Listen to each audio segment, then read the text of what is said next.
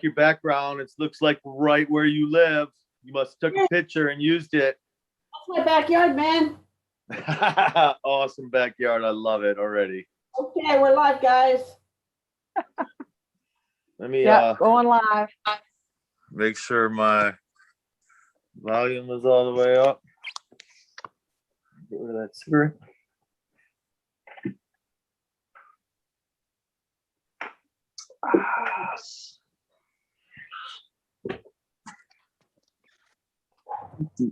Do.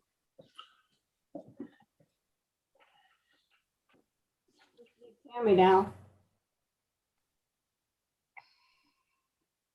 Oh, it's Marks who's talking.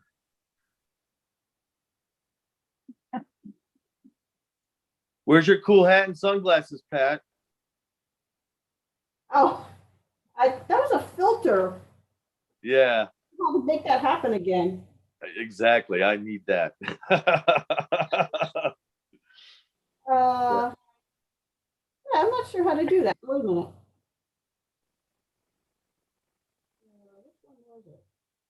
Yesterday, me and Tammy did a test, and she had the ocean and palm trees in the background. I'm like, where the hell are you? Did that do something? Yeah, that's not good. We're at the movies. I'm just going to leave it alone for now. Sorry, guys. I'm posting the link in the group so we don't miss anybody. So You're fine. You take your time. are either of you watching the YouTube channel? No, Just out of curiosity. no, I've been annihilated. I had a hit and run on Friday. Then I just did a claim on my bank account, got all my money back, and someone did it again. So inside job. I don't know what's going on. So I had to cancel my new card and everything all over again, my bank account. It's been a crazy weekend for me. I've had a roof put on. A roof? Yeah. On the house or? On the barn too. On the barn too. Nice.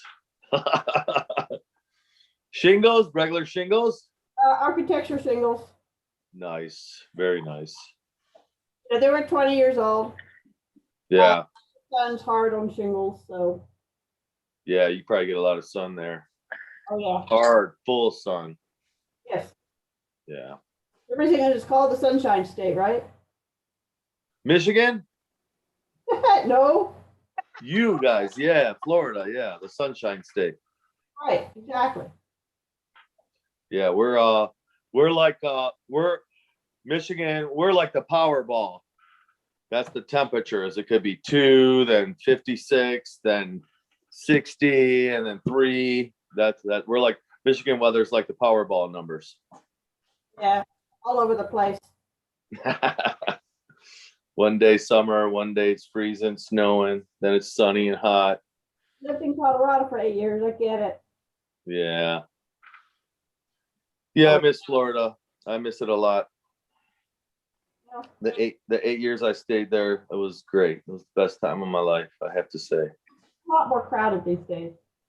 Yes, I was telling Tammy recently I went back on vacation just to hang out and took the family, and we had some time, so I wanted to go back and see some old friends, and I couldn't even find the place. There were so many strip malls. They like surrounded all the suburbs. They put so many different roads in. It was insane. I couldn't even find it. I had to call them. I'm like, come get me, man. They're like, where are you at? I'm like, I'm at Circle K.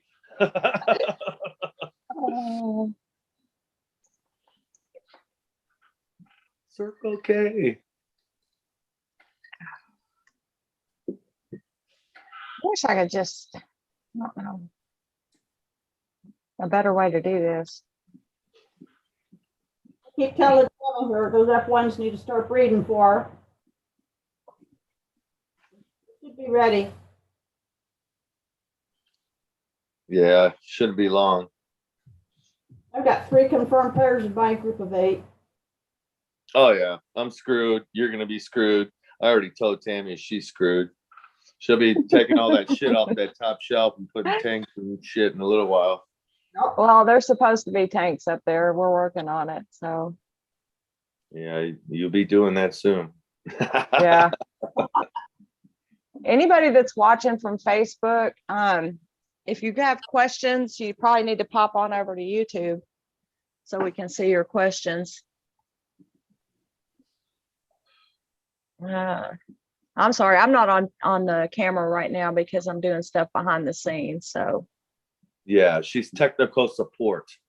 whatever. You guys have to deal with me right now. Arr. All right. And a couple more groups. I want to try to get the I'm just glad you. link to. And we do thank Tammy because she has done a lot of work to get this all organized, put it all together. She's done all of it. I won't even say most of it. She's done all of it. Kudos, Tammy. Yes, kudos to Tammy. Thank you, Tammy. I got to get it more organized. It's going. That's It's work in progress. We will evolve and learn as we grow. I just remember that they showed it on TV. The judge who was part of a Zoom meeting, and he came on as a cat. Yes. Me and Tammy were talking about that, doing like disguises. Tammy said yeah. she's got a bunch of old wigs. I just have to go find the hat with the sunglasses again. That was kind of cute. Yes, I like that. That's why I brought it up. It was awesome. I'm like, I need that. Pat, you've got a question already on the YouTube channel. Yeah. Pat. Somebody asked, is it harder raising wilds than domestics? It's different. It grows slower. Okay, which one of you just got a message? It wasn't me. I mean, my F1s didn't breed until they were 2 years old. Oh. Okay, I got it in about 4 groups. Sorry, guys. Okay, go ahead, Pat. I'm sorry.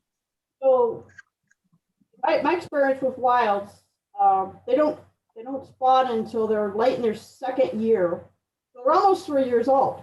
Okay. For me, they've always breed in February. I'm guessing I think that's the start of the wet season, in South America. So guessing that's a trigger for them. So, but they stay in cycle for a while. My first wild taffy female, my God, she stayed in cycle almost 9 months. It was nuts. Yeah, I would say I would agree totally. The genetics of the wild fish, just they're more on that cycle, that wild cycle, that natural cycle of the rainy season and everything that goes on, where the domestics are so torn away from that, many generations away from that. So yeah, I totally agree with what you're saying, definitely. And the other thing I find with wilds and so far with the F1s is there really aren't any defects unless you got the water screwed up. Not enough minerals. Right.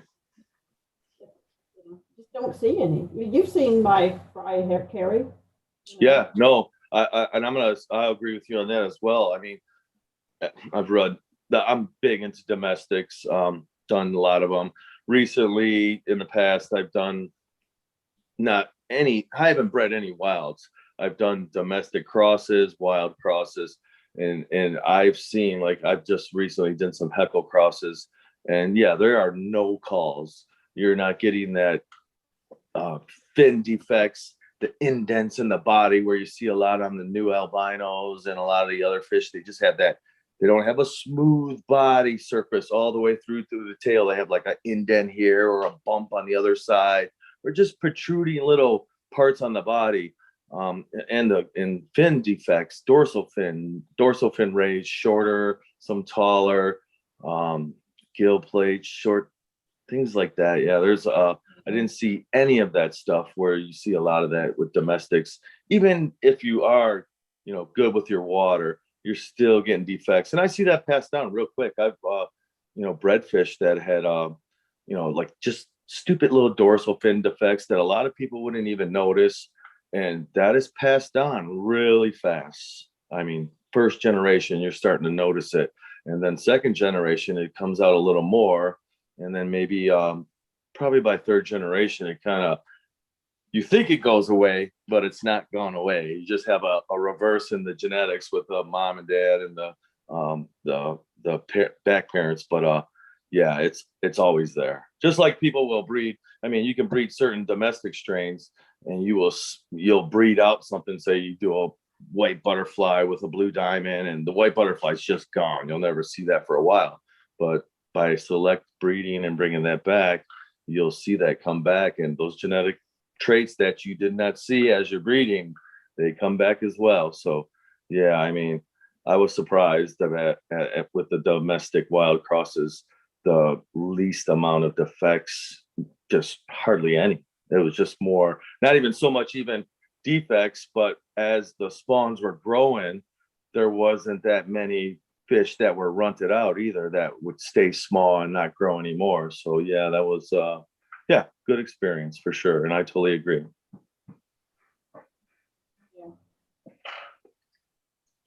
Let's see. Larry Bug is in the room. Francis Barretto. Hi, Larry. Hi, guys. Hi, Larry. How y'all doing?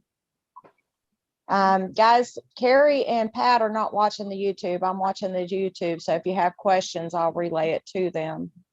Yeah. The first question was, is it harder to raise wild? So, and Carrie, what you were talking about, I've got one of your heckles behind me in this tank with the F1s I got from Pat. So, and she does really good. I'm trying to pair her up with one of the F1s. Yeah, so I have a connection of a lot of probably about 8 people who have them. Unfortunately, I had someone come over and offer me a crazy amount of money for them, and at the time I was like, yeah, okay. I sell a lot of fish local, and the pet stores are just like, yeah, we need color, we need color, we need color. And pretty much most of those Heckle crosses that I was messing around with, a lot of them I had to sell on the internet. So yeah, it was an easy choice for me because of that. But yeah, there's a nice group of people that have them. So definitely, I hope to see you guys keep them going. That'd be awesome. I've got the two pairs from yours. So, and they're sitting in a tank next to the F1s here. And they're paired off. So we're hoping I see that one. That one's got a nice bar right there. Yeah. Like that's the male from that company. He kind of looks like the dad. Yeah. Yeah. So I noticed with them, you're gonna see so there was a lot of them that are where the females were more striated and the males are a little more solid, but there was a little bit of variant where some of them were more of a darker red, more of a maroon, but a lot of them were still like a cinnamon brown or a butterscotch brown. But the females tend to carry a little more striation. But there was a difference between them all. There was a big variant. So I see, I've got one that's more solid, a female, and she's red. Oh, she's really red. Jason did. She's actually with that male. Good. Awesome. So the other females are more striated, and the male that is with the one down there is more red too. So yeah, there was I was thinking about really just working with them and doing nothing else, but I kind of, again, it was a little bit more financial on what I'm doing here. But yeah, there was a great array of different things to select away and select breed, and oh my gosh, and I kick myself all the time, but you move on. Yeah. And Larry, yours are very nice as well. Yeah, Larry has some absolutely gorgeous wilds. Do wilds acclimate to higher pHs, much like domestics, Pat? We'll be fighting this question forever. So this is my experience. Take it or leave it, okay? I have well water. And when I have wilds and my full up well water, pH is 8.2. I've raised some young, some sub-adults, about a year old, to about their time their breeding size, and I move them to the big tank, which is the 230, and they breed. They seem to do fine in my well water. I don't have disease issues. They're calm, they're beautiful. They color up better in soft water, though. Yes.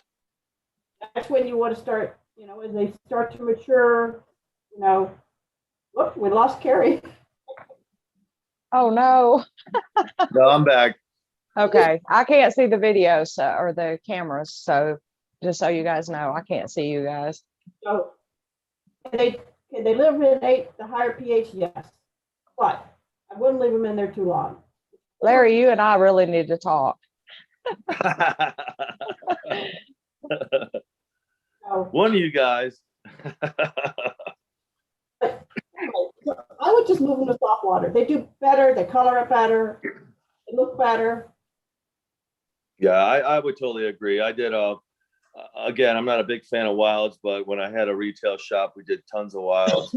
We did not treat them any different. We kept them in straight tap water. My water was moderate. It wasn't hard. It wasn't soft. So it was right down the middle, and they did fine. They bred.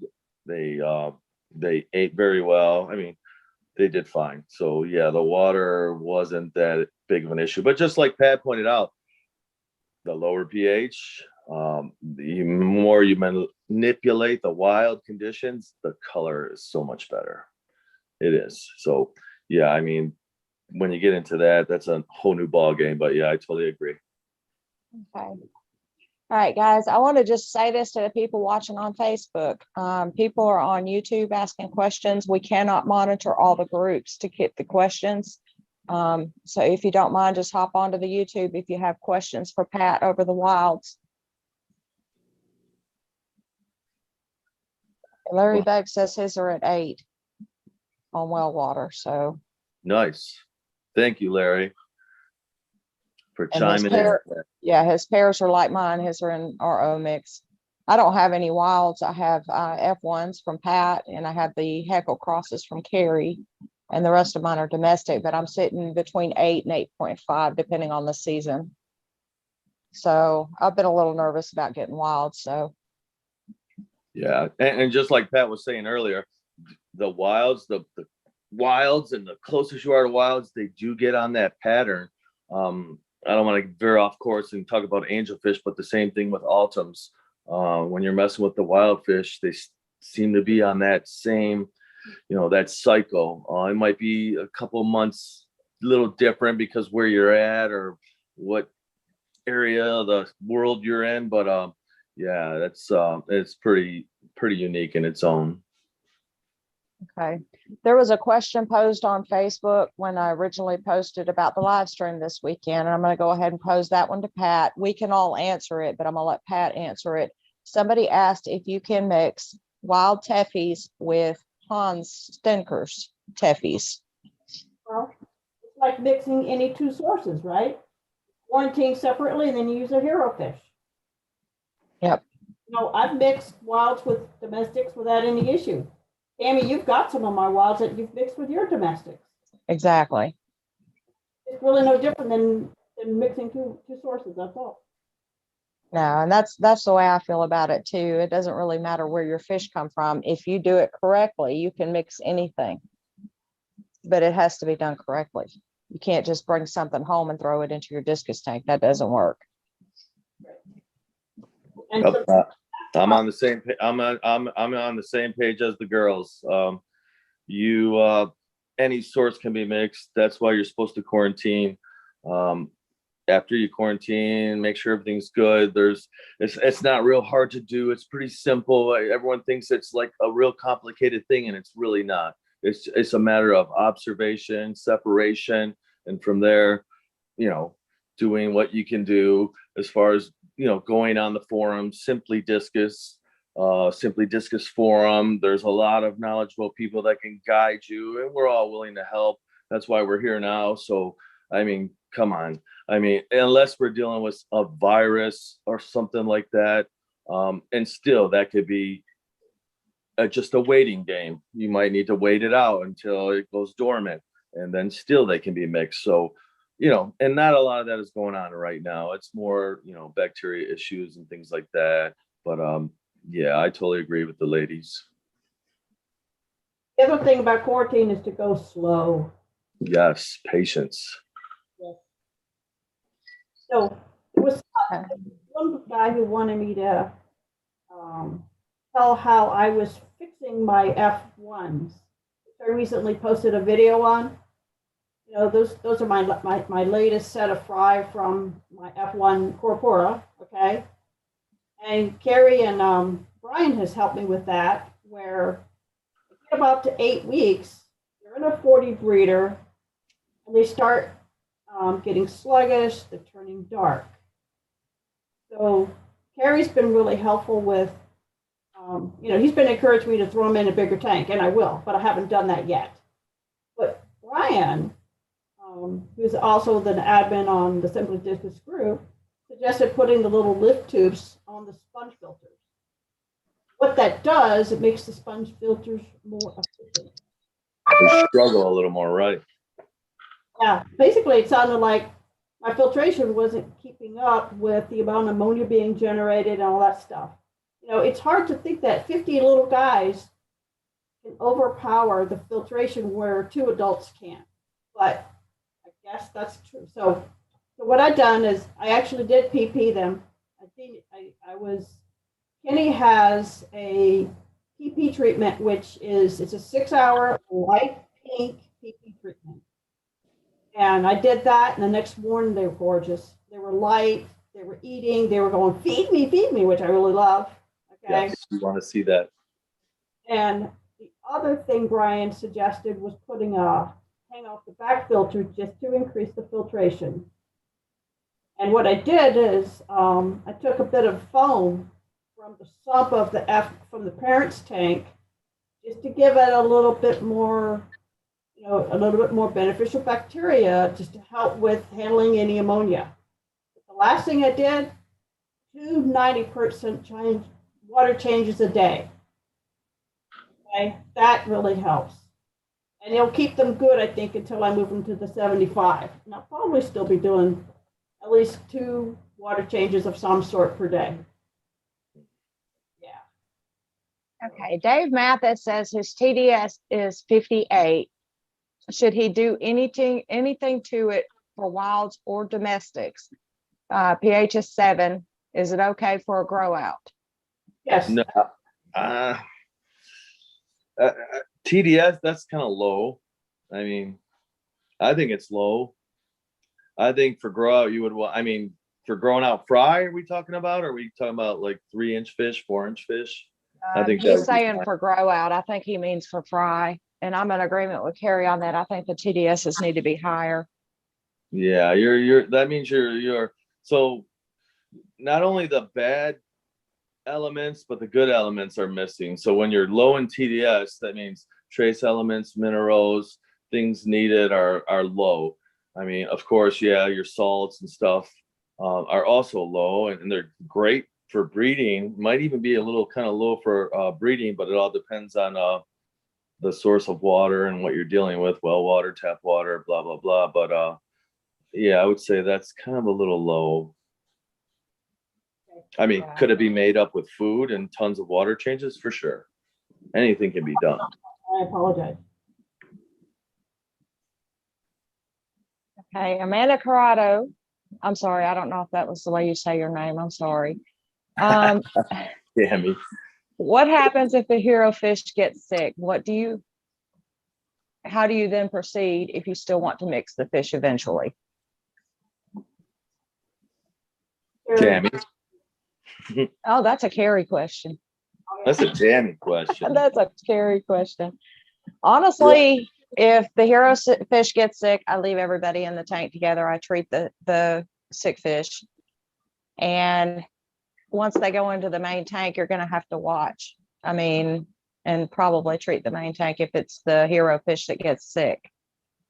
It's still going to be an issue no matter how long you keep them in quarantine, it's still going to be an issue when you put them into the main tank, in my opinion. And by her question, I'm thinking she's talking more the slimy, black, clamping, huddling type bacterial infection. So Right. yeah, so you put the hero fish in your tank, all the other fish got sick. So that means you still need to be more patient. You need to wait a little bit longer. You might even need to move forward and use a certain type of antibiotic or a treatment to eradicate what's going on. Um, but usually the 6 weeks with most bacterias, the water you're using, if you're treating your existing fish the same way you're treating the new fish that are in quarantine, these bacteria should balance out, where if you're waiting that period and being patient after the mix, that shouldn't happen. Now, worms, other things like that, yeah, that's a different story. Yeah. You're not going to know that until later on, but it's good to make sure you run through all the treatments before you do add the hero fish. But I think the hero fish thing was made just to see if they had a bacterial infection and were carrying something. And that's how that came about. And that's really why they use that hero fish for, is mostly for external bacterial. Yeah. Honestly, I've never had a cross-contamination issue with a hero fish. I think once they're acclimated to your water and they're used to your water changes and you're doing your water changes. Treat them the same, yeah. Yeah, if you're treating everybody the same, I think it's fine once you finally do put them together. Right. I've not had an issue with it, so. Yeah. I've got fish from lots of places. Yeah, no, so this is what happens. So, Tammy's doing what she does at her place. Pat does what she does at her place. I do it at what I do at my place. All of our water qualities and parameters are a little different. So they're going to harbor the same bacterias that are present in everyone's water source, but they might be at a little bit higher levels. And it goes the same way as people not being as clean or changing as much water, just not thorough on what they do. And so the fish that build up the immunity while they're living in these conditions or bacteria blooms that build up, they're perfectly fine. So they just become carriers. And when you mix them with your existing stock, when you buy them, their immune system is down, so it spreads to the other fish real quick. But like we were saying, if you wait it out, you do that 6-week quarantine, you're using your source water, it will balance out on its own without treatment, unless you mix it and reactivate everything and cause contamination. And then that's kind of how everybody relapses, even the new fish that usually are immune to it.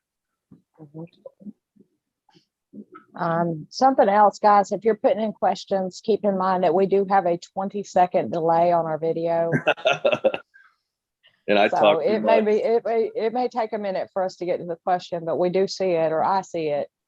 They're actually watching the video too, but they can't see the chat. So at least I don't think they can. I don't know. Can you? Anybody out there?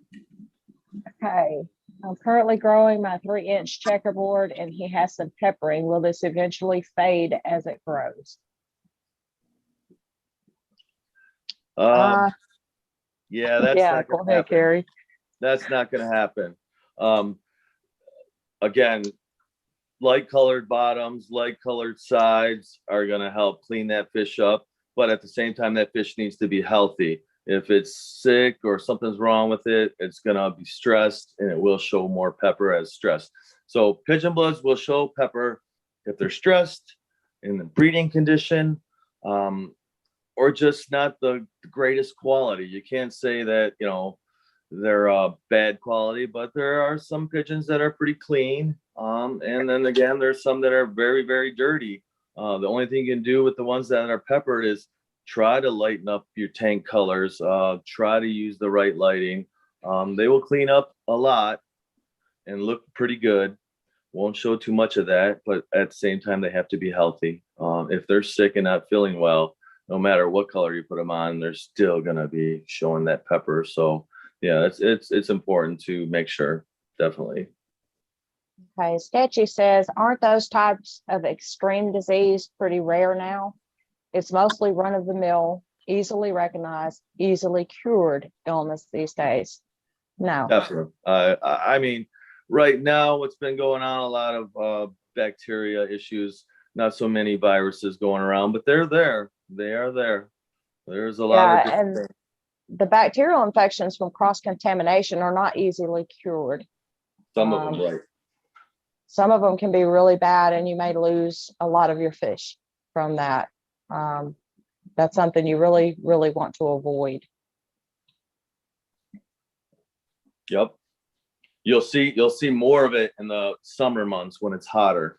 But for the most part, it's not as bad as it was in the early days. I'd say like the early 80s, late 90s. It was a lot of viruses, bad bacteria. You were losing fish no matter what you did fast, 2-3 days, just fast.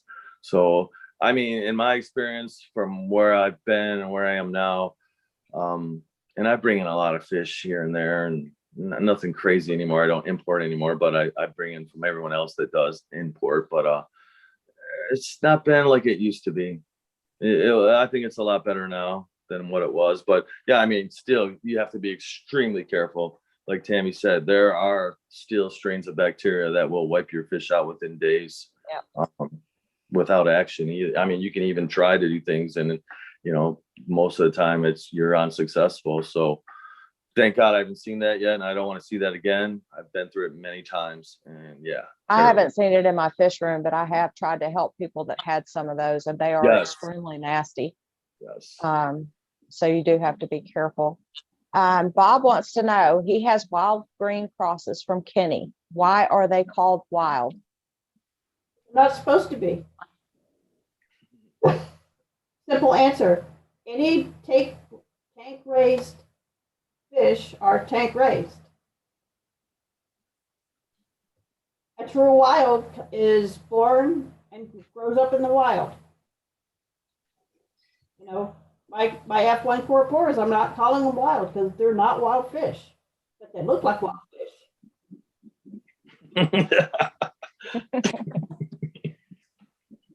Thank you, Amanda. Your last name is pronounced Serato. I got it.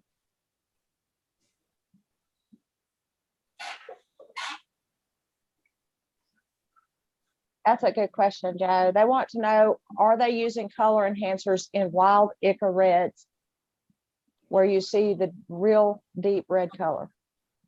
Definitely. It's unfortunately, it was used to grade fish. So you would raise a lot of fry. And in the early days, a lot of the strains are more fixed now. So you get a lot more higher percentage of what you're after as far as red. So say back later on in the day, say early 80s, you would breed 2 red fish. You would maybe get 25% red fish. So a lot of people would color enhance the babies when they were small. This would show you which ones were going to be true reds and which ones wouldn't be. So you were able to pull them away and not waste all your time on the rest and get rid of them. But unfortunately, people now use it to sell the fish. Most of your red fish are more of a burnt orange, but there are a lot of nice, real true reds out there. And your females are going to be the most red in color. The males tend to be a little more burnt orange or a burnt red, but your females will always be the redder fish. But yeah, you can find them out there.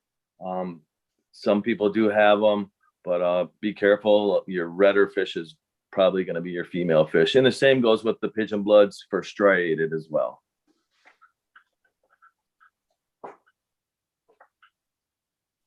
Here's my question for you, Carrie. Is there such thing as a wild Ica red? No, no such thing. Not a wild. No way. No. And I've seen it listed on some websites that they have wild Ica reds. There's no such thing as a wild Ica red. Those are domestics. Yes. F27.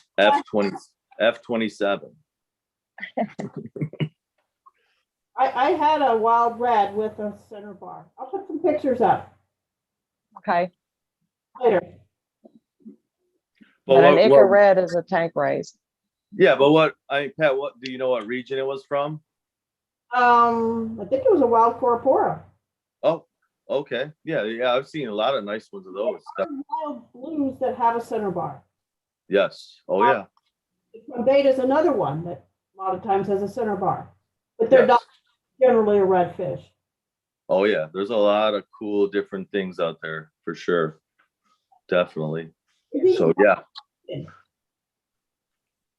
Most of the ones they sell though with the deep red, that's a lot of it's you know, you don't want to say Photoshop too much, but a lot of that's being done. Lighting plays a big key. And again, the bottom color of the tank and the way the tank's painted will definitely change colors of fish, pH, things like that. So yeah. Right. We're not getting as many questions on the Facebook page. I hope we're not getting them on Facebook because my Facebook says that there's comments. So It's because I talk too much. let me check it just to see. You check it. I'm gonna check it. So yeah, that's good. So everything's going good, real good for you, Pat. Yep, so far, You feeding them beef heart yet? a little bit. A little bit, yeah. On that, and I've got them on. I'm still feeding them little live blackworms, kind of weeding them off the BBS. They're really starting to lose interest in it. Yeah, it don't take long. I've you skip a couple of days of live baby brine and they're like, yeah, I don't want that anymore. Yeah. They are. Some beef heart flake this afternoon, and I think they cleaned that up when last time I was in there. That's good. That's what you want. You want them to just go after everything. Definitely. That's great. Well, that too, because some of these fry will be going to other folks, and I want the fry to be, eating anything you throw at them. Yeah. Oh yeah. Yeah. Like I said, best time to train them on what you want to feed them. I people are like, oh, well, you use live black worms. It's like, yeah, but my excuse to use them is because I work a lot of hours. I work construction. So that's been my escape, is using the live worms. It's easier on the water quality. And I come home, they're still fat and the worms are still alive and the water quality is still good. And that's how I get by. Just like you were saying, how Brian was, add extra filtration, the hang on the back. Yeah, I mean, definitely that's the way to go. I mean, that's it. I always say bigger tanks, but on my big tanks, I run 2 sponge filters and hang on the back as well. So yeah, you can never over filtrate with the fry.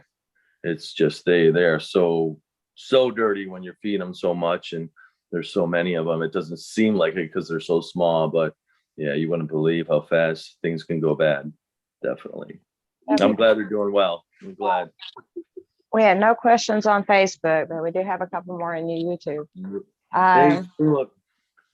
Any thought as a general wormer on flubendazole and levamisole versus levamisole? I prefer levamisole. Yeah, I would say that's the for sure way to go. The wormer plus and all that I believe that flubenazole is not even pure. I believe it's cut. But yeah, you're gonna roundworms are gonna definitely levamisole. Way to go. Yes, I agree.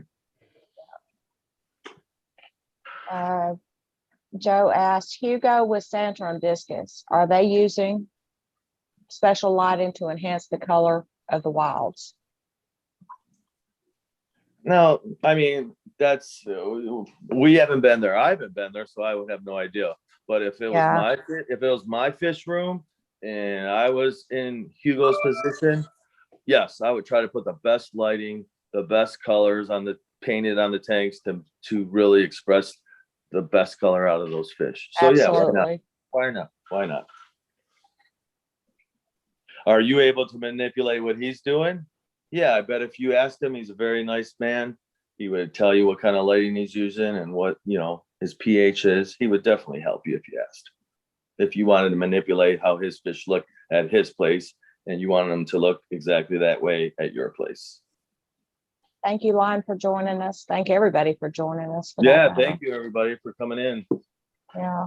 I had something I wanted to mention on the wild side. I see a lot of posts about I want to keep my wilds in a natural environment and this and that, but I think a lot of people don't really know what the natural environment is. It's where the fish actually live is in the tree roots, and there's not really a lot of plants there. And I see a lot of planted tanks, and a lot of the planted tanks are detrimental to domestics because you've got them in a box with all these plants, and the food gets underneath the plants, and it stays there and it decays and it becomes dangerous for the fish. I had somebody message me the other day who removed his plants from the tank, and he said he could not believe the nastiness that were under the plants. Oh yeah. And really, in the nature in the Amazon, there's not that many plants where they live. Absolutely correct. Watch any of the videos where people, Hugo and Hudson and those guys take video of where they're catching wild discus. There's no plants. It's all roots and leaves and stuff. Right. So, right. Larry, You will see videos, manipulated videos, because during the dry season, fish will get trapped in certain pools, and there might be some greenery in certain areas, but the fish were trapped in this area. They do not prefer to be there. They were trapped there during the dry season, as the Amazon dries up and these little pools form. So you'll see discus in these areas and videos of this, but this is really what's going on. And I totally agree again. okay, Larry Bug says Hugo has Ica reds listed and posted with his wilds. Are you saying those aren't wilds? That is not what we're saying. We're actually saying that they are actually something else, maybe curacuras, but they're using the term Ica red because they look like the Ica reds. Yeah, most of those are domesticated. But the trade name and the money game with the using these names to identify, and sometimes it's just easier, explaining things. People are looking for this fish. They're seeing this domestic fish online all the time. They want it. I don't think he's being misleading, but I mean, again, if you asked him, he would definitely tell you where it was caught, what type it really is. But again, that's just another trade name, and it's just for the sale. It brings people in. Nothing wrong with it, depending on how you do it. But yeah, I would agree saying that they are a true wild fish. I mean, what he has is probably wild, like Tammy said. So, but not what you're seeing online, those types of fish. Lon said, is occasional stringy poop a concern? Can feeding freeze-dried bloodworms cause it? I would say there's something wrong with the fish to begin with before you were feeding what you're feeding.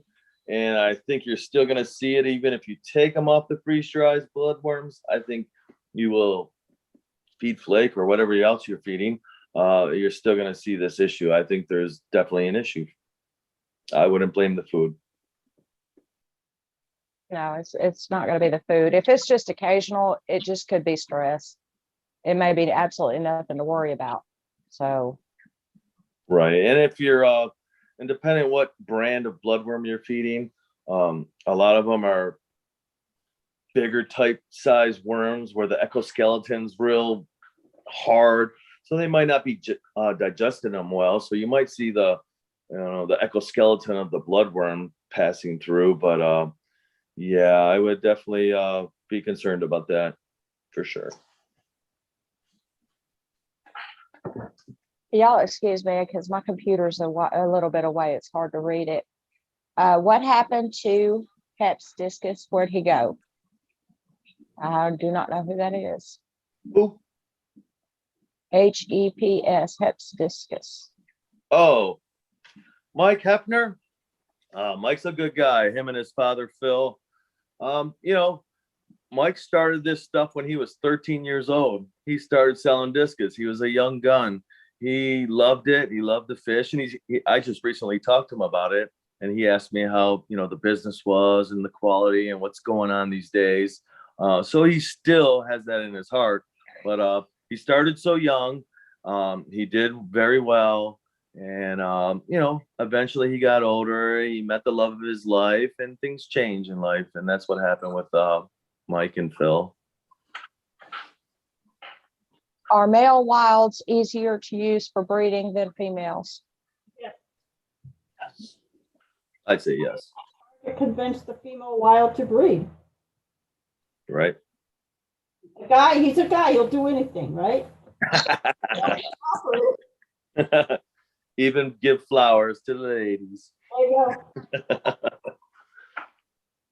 I agree on that too. I think it's harder to get a female to lay eggs than it is to get a wild male to fertilize. Definitely. Absolutely. I have a video of 2 wild males making runs on a cone. Together. Nice. I've got video of 2 male domestics doing the same. Yeah, I probably back in probably like 92, I had actually a trio where she loved both males. The males liked each other. They all got along and they would take turns. She would lay eggs and the males would take turns fertilizing. And Oh. yeah, but they never I never got to the fry stage, so I wasn't able to see how far that would go. So, but yeah, that was pretty wild.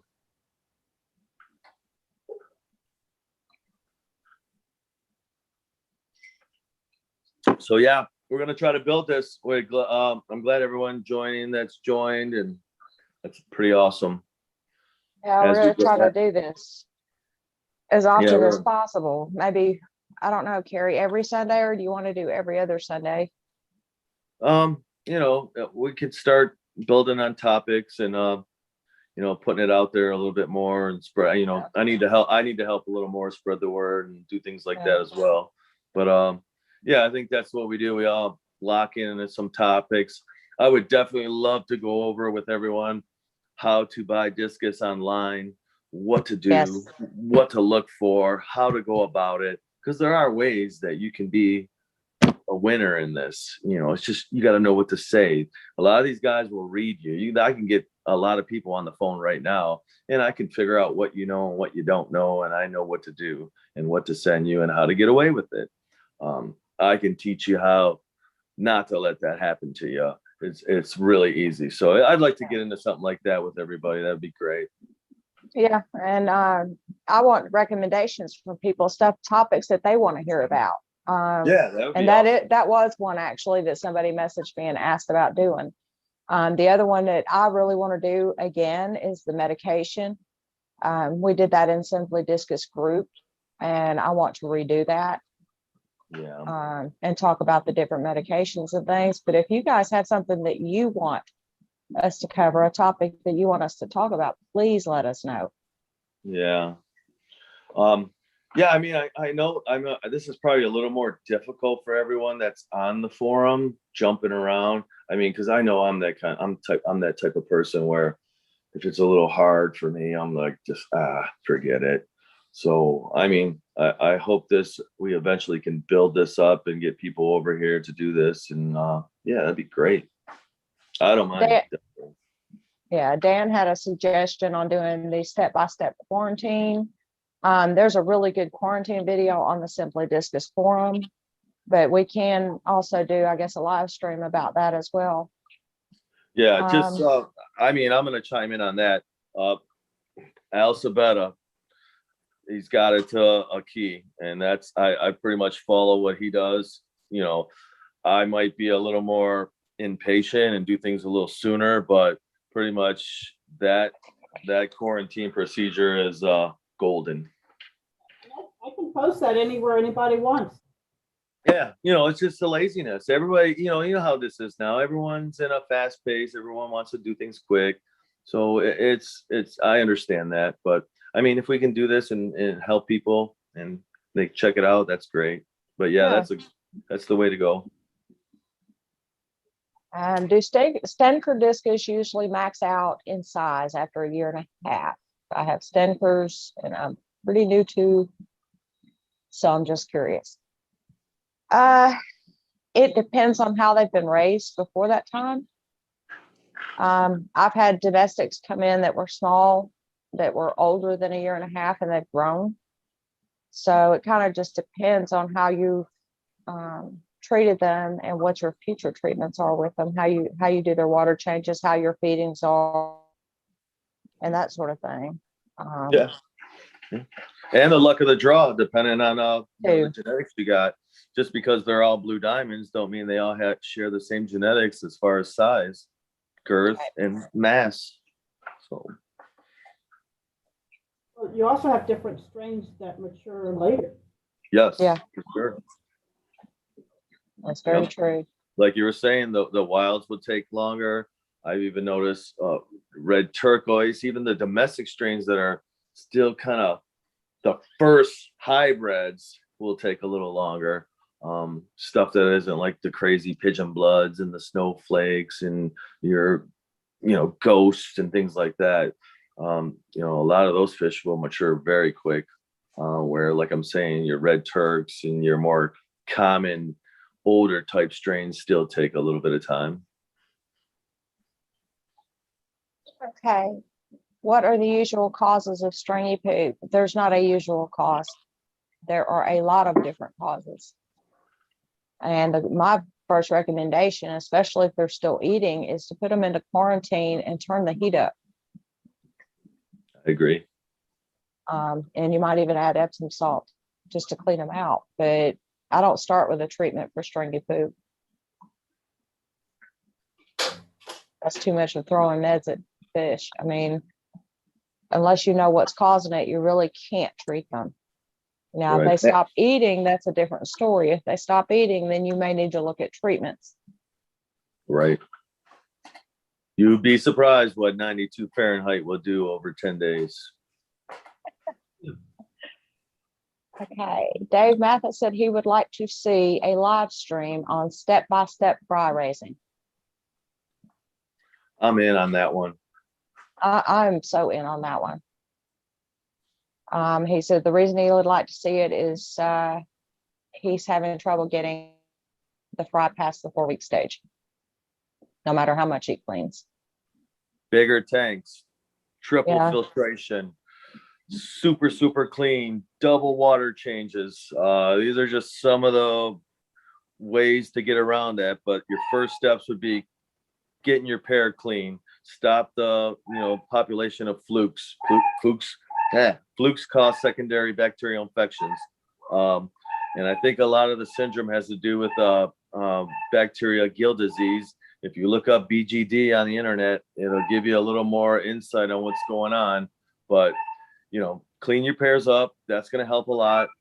Doesn't mean you still won't get it, because you still can from overcrowding, small tanks, not enough filtration, things kind of me and Pat were going over.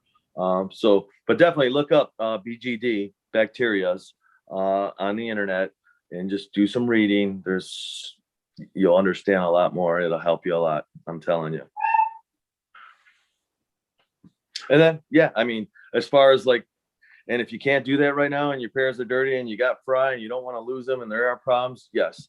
You can do formaldehydes. Formaldehyde's a Band-Aid though. It can bounce back. Potassium is another good one. You can also use chloramine T, but it needs to be weighed out and you need to be really careful with it. But a lot of people in Europe are using it. A lot of the Asians use it for fry syndrome, which I will still say is BGD infection. But a lot of people will say, oh, it's flukes, it's flukes, it's flukes. I've seen flukeless fry still come down with syndrome. So that's kind of where I stand on that. But yeah, definitely look it up, David. Something I want to mention is the PP treatment that people are using on their fry. Most of them are overdosing their fry with it. Yes. The PP treatment should be very, very light pink. And I am seeing a lot of people doing a dark purple in the tank with the fry, and you They're are in a hurry. frying their gills. Yeah, in a hurry. So people need to really be a lot more careful with the PP treatments. Um, I'd like to weigh in on that too. yeah, And I asked Kenny, because Kenny used to raise fry, a lot of fry before he became an importer. And his favorite, his way of handling his fry was a 6-hour PP treatment, light pink.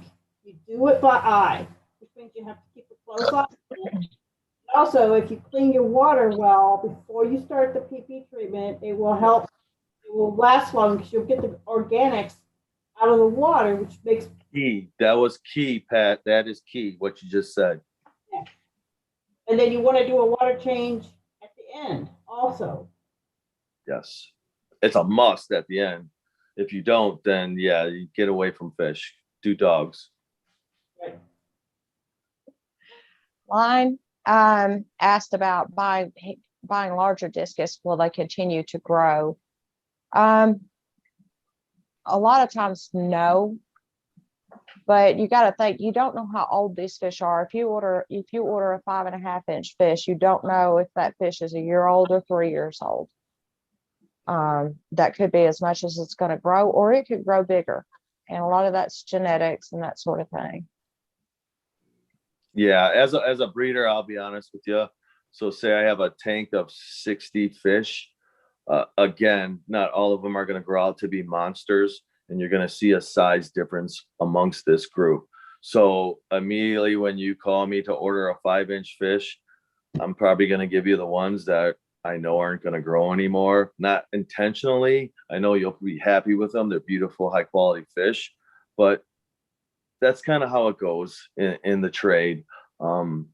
It's supply and demand. So yeah, I mean, depending who you're going with, and that's why I want to go over that buying fish on the internet, because that brings up that question again. Yeah, you just got to communicate. You got to talk to these people. You got to tell them you're online. You got to tell them you take pictures. You got to tell them you know people, and you discuss things. If you let them know you're more involved than just a hobbyist and you're at home and you don't talk, that's how they get away with these kind of things. But a lot of people are good people and honest people. So if you just express yourself and ask these questions, people will answer them. I will. If people ask me how old are the fish, I'll tell them. It's yeah, some people won't be honest, but for the most part, that's what you got to do. You got to really, really communicate. Yeah. I mean, I've got a batch of fish. They're probably about 3 months now. And the biggest ones are running 3.5 inches, but I've got some in there that are 1.5 inches. And different fish are going to grow differently. Same with people. You have people that are 6'5", and you got people that are 5 foot. Excellent, Tammy. I mean, it's just the same with fish. Generally, we don't place the smaller ones. They'll end up being culls. But, you're going to end up with a percentage that just don't grow. Right.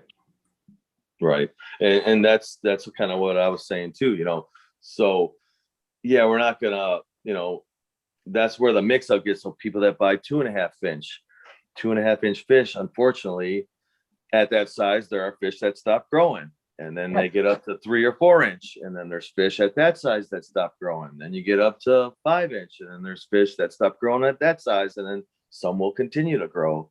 And that's kind of how they're sold off as they're growing, and you're feeding them and raising them, and they're just sold off that way.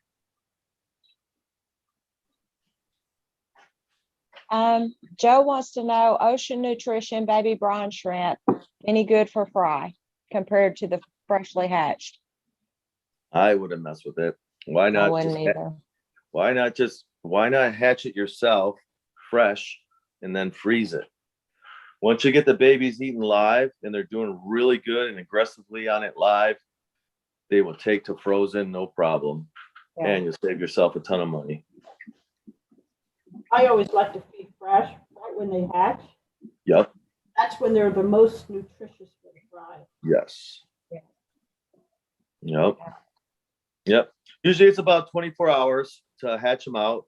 But if the temperature is warmer, and again, this is all going to depend on the salt you're using, the water quality you're starting with. But there are little tricks you can do depending on your pH. People with lower pH can use a pinch of baking soda to get that pH up. You can avoid all the little tricks like a drop of bleach to soften the eggshells, the baking soda, just by buying a good salt like Reef Crystals or Instant Ocean. That's going to have everything you need to hatch them out just by adding your tap water to it. And, then putting lighting on them and keeping them warm, you'll just increase the hatch faster in a shorter period of time. But yeah, like Pat said, right when they hatch is when you want to feed them. No, you don't want to like sit on them for 2 days. They're just worthless after that. I'm not a big fan of adult brine shrimp at all, unless they've been encapsulated with spirulina or some other good source of food. Other than that, I don't use them. Line said it, both you and I, Carrie, I did exactly what you suggested recently with a 92-degree heat treatment for the main tank. Most of the discus are eating like pigs now, but 2 didn't do well and are in quarantine. And I'm not sure who Line is, so. Yeah, so you might want to, you did the right thing by moving them out of there, get them out of that tank. You definitely don't want to go in there treating again after you got, the majority of the fish are doing well. This time you might want to give them a nice little break, just kind of let them relax for a little while. But next time you might want to actually use an antibiotic along with the metronidazole. It didn't say that he uses metronidazole, it just said that he raised the temperature. Oh, okay. So there. So now you might want to take these fish you have in quarantine now and try a treatment of metronidazole. Of course, with high temperatures. All right, Pat, we got a question for you. What is your daily water change schedule for your babies? I fry right now? Yep. 2 90-gallon water changes per day.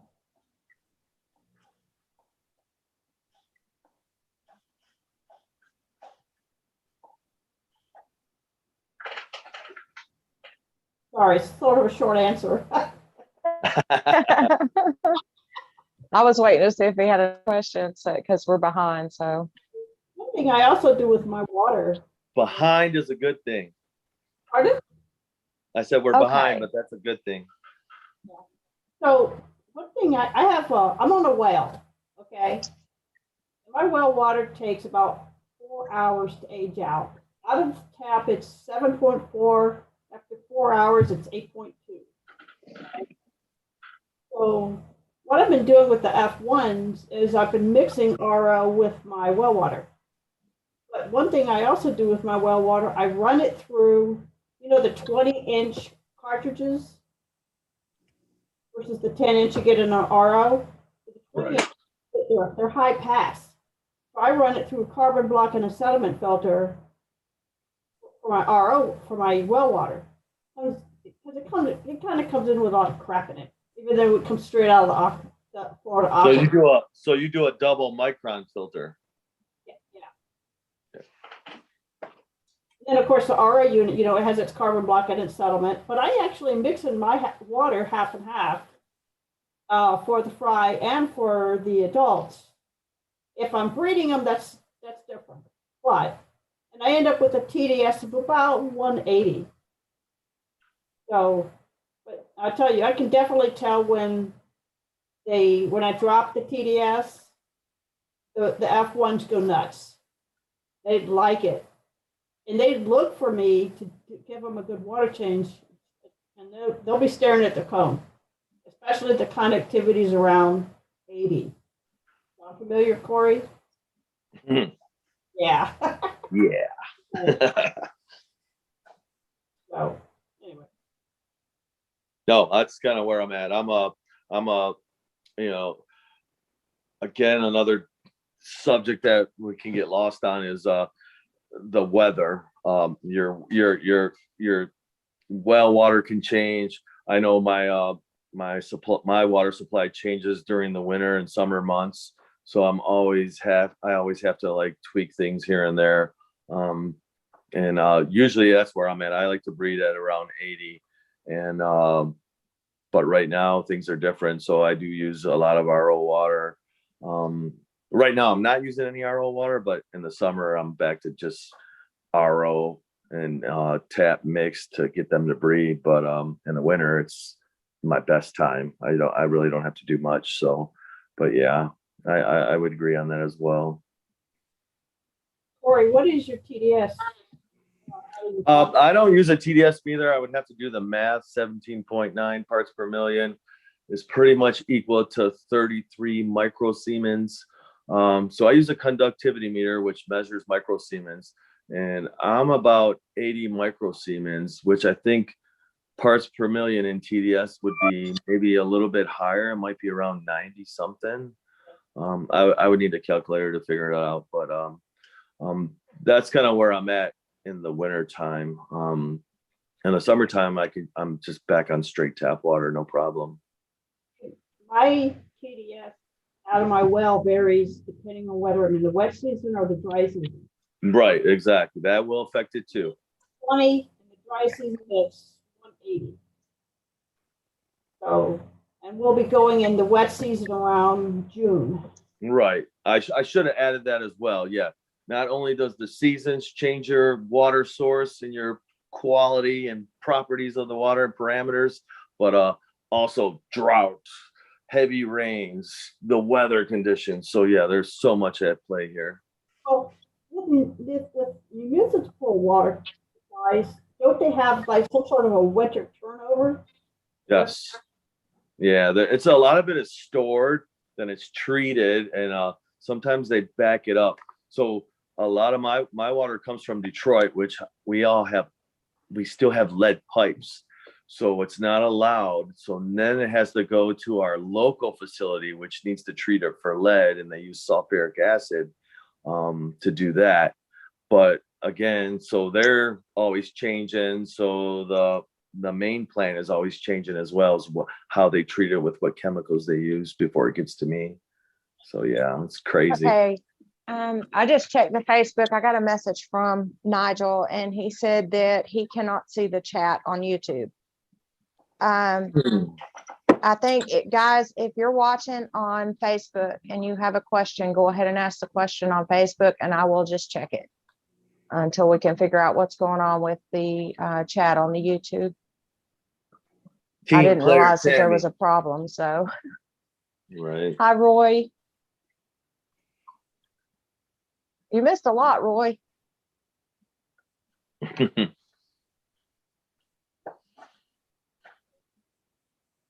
I'm going to wait and see if anybody asks questions on I feel bad now because I didn't know that. Don't feel bad. It's growing pains. It is.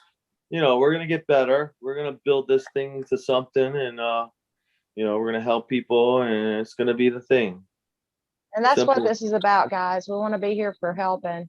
There's too much bad information that goes around. Too many YouTube videos that have bad information. Too many websites that just have bad information. Yep. Yeah, Roy. I sent him a message and said to log in on Facebook or on YouTube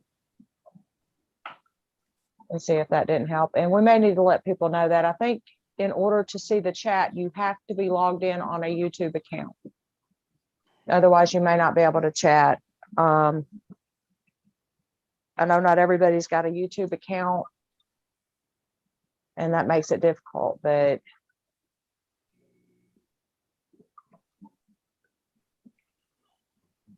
thanks, Joe. Joe says we all appreciate you doing this. So. Thank you, Joe. And Dave says, thanks, Pat. And Lincoln Lou says, thanks, Carrie. Thank you. And Volker Ronsky says, great job, Tammy, Pat, and Carrie. Thank you. Okay, Francis Bretto, what I read, raise temperature to 95 degrees Fahrenheit for 7 days to treat hexameter spironucleus. Will this work? If Dr. Noga seems to think it'll work, I would be tempted to say it will probably work. Oh, is he saying 95 without metronidazole? Yeah, it's possible. As long as the fish isn't weak and has gone downhill for a long time and has the strength to go through that, That's a little high. Yeah. But I mean, it's not out of the ordinary. I've seen people do it with healthier fish, but I would be concerned and make sure the fish is at least pretty healthy. And this has just recently happened to the fish, and he'd probably make it through it. Yeah, no doubt.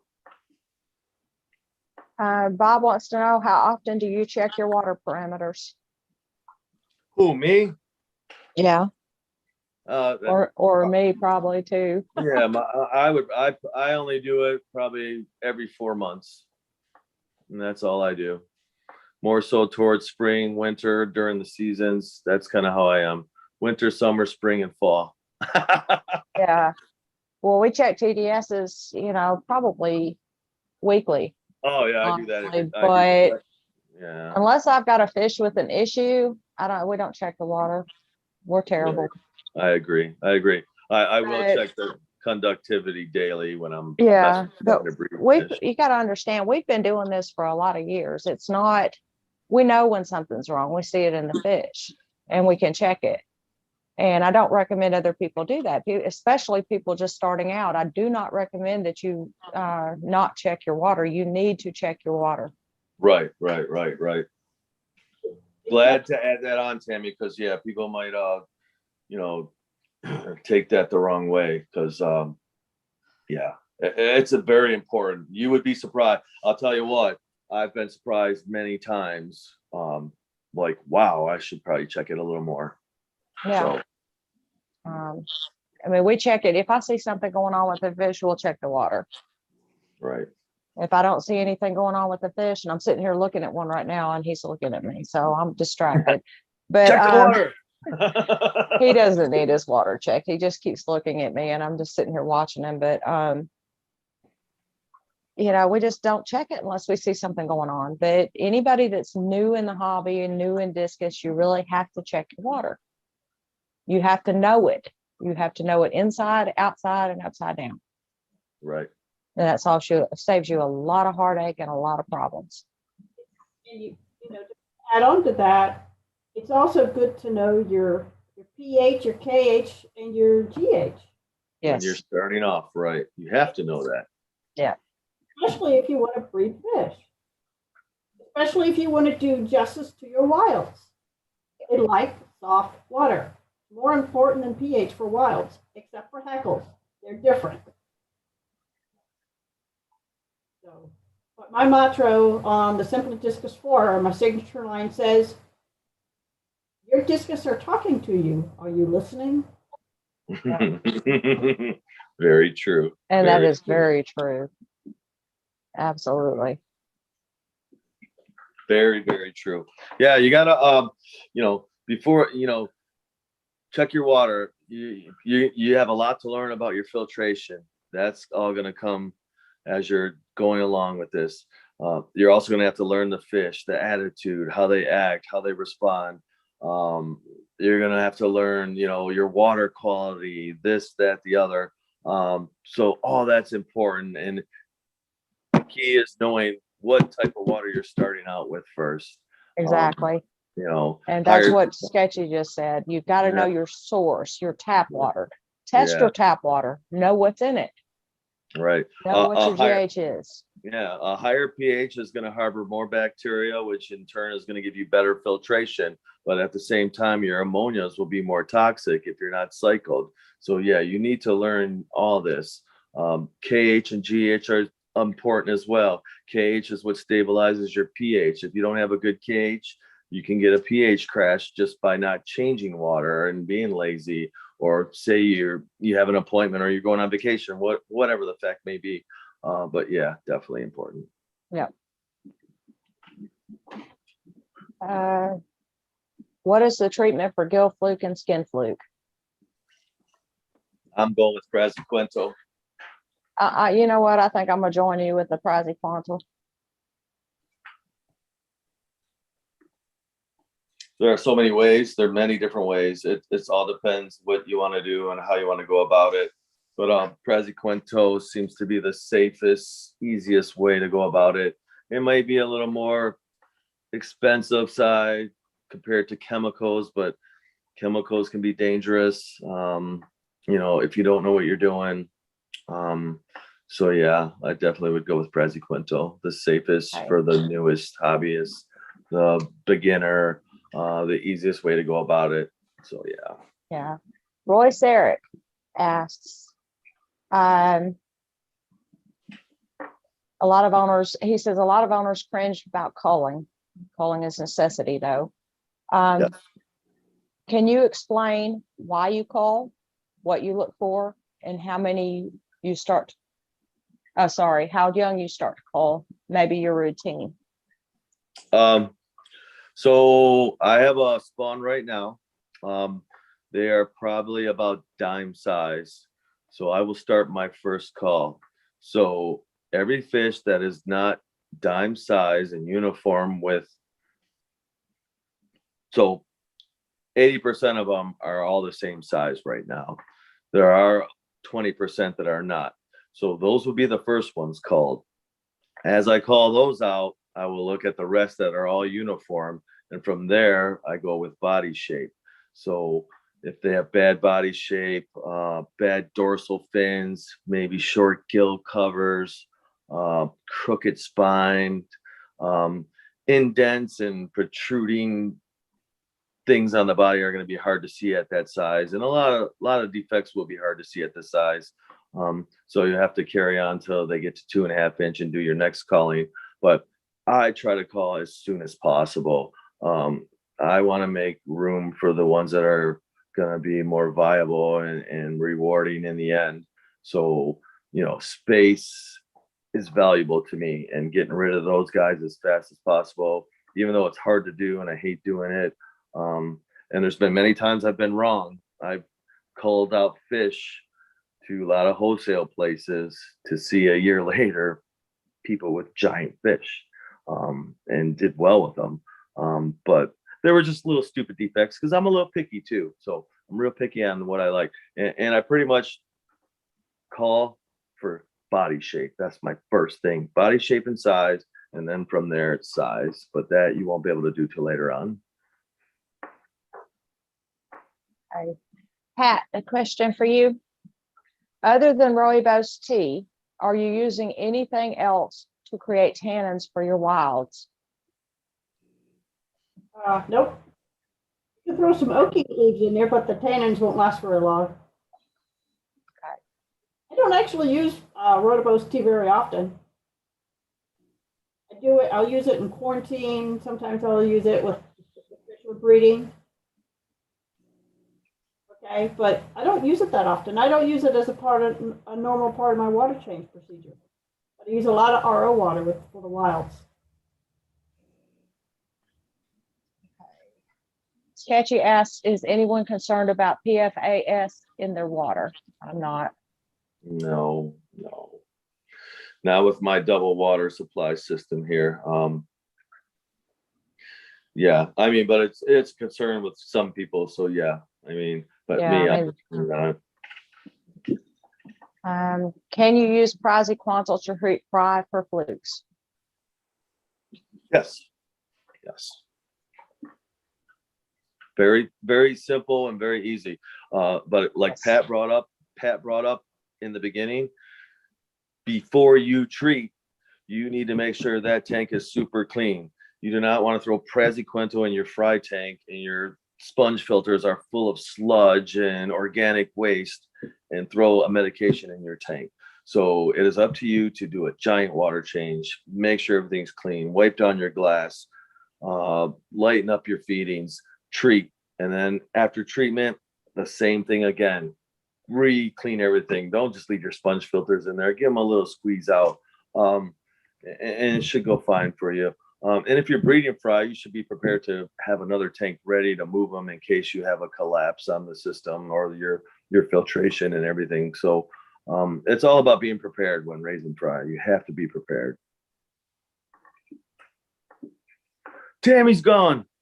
I am on the computer again, so. It looks like your tank's low. The water looks level. Low. That's an optical illusion. It is.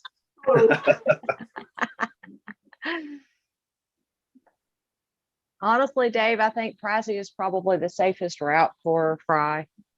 rather than using the formaldehyde or the PP treatment, if you're pretty sure that that's what is going on. Yeah, I mean, and again, preparing yourself, you should definitely, clean the pair up. They're going to spawn for another 2 years, so you got so much time to prepare yourself and get things right and get things ready. So yeah, clean up the pair before you produce fry. It's going to go a long way. And so we do the same. We make sure the parents are clean before we start breeding. Right. Parasites, what are parasites known to do? They cause secondary bacterial infections. And that's just the name of the game.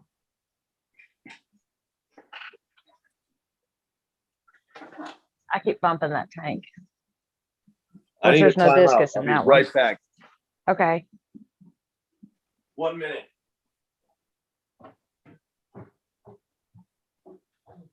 Hopefully he doesn't need to mute himself. I checked the Facebook again. There's no questions on the Facebook part. So it's just the ones that are in the chat on YouTube at the moment.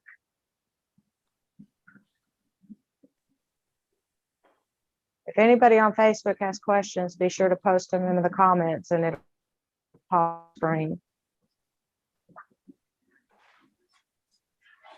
And Nigel is actually with us on his cell phone. That's the reason that he can't see the chat.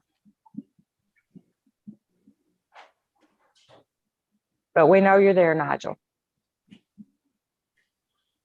And if you have any questions, you can pop them into the messenger and I'll answer them.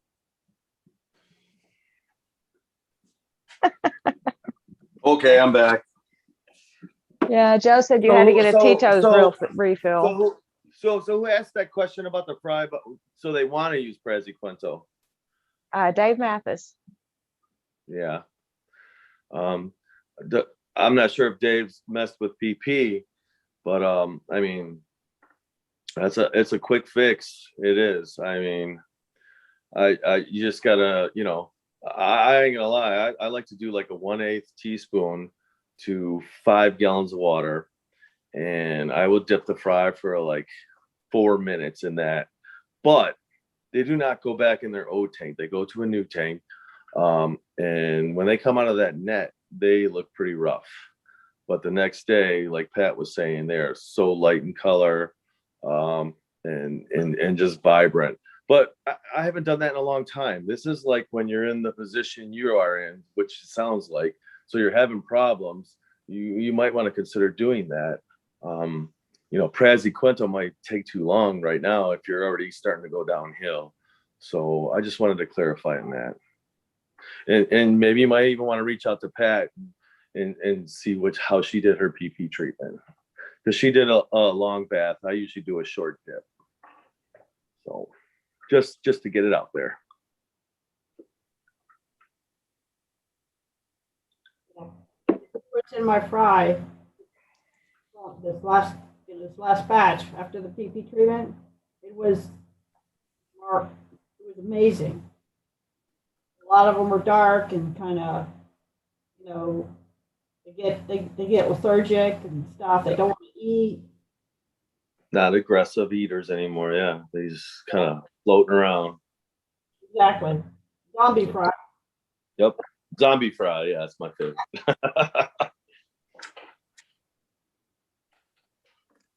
So yeah, I mean, Dave, feel free to reach out. I don't mind walking you through some things if you're already in that position. The things we've been talking about were more so to prepare yourself. So yeah, clean the pair with praziquantel. If you're pulling the fry and they're looking good and doing good and you think they got flukes, you could use praziquantel. But if they're already starting to go downhill, you might want to, think of maybe doing PP or something else. But yeah, there's different situations. So yeah, I mean, feel free to reach out. I don't mind helping. Yeah. Any more questions, guys? We've been at it for a minute. Not a lot of them were about the wild stuff. Yeah, I think a lot of people are busy, but I think once we get keep it going and get it going and get a date and the time going. We'll do a lot more. We'll do better.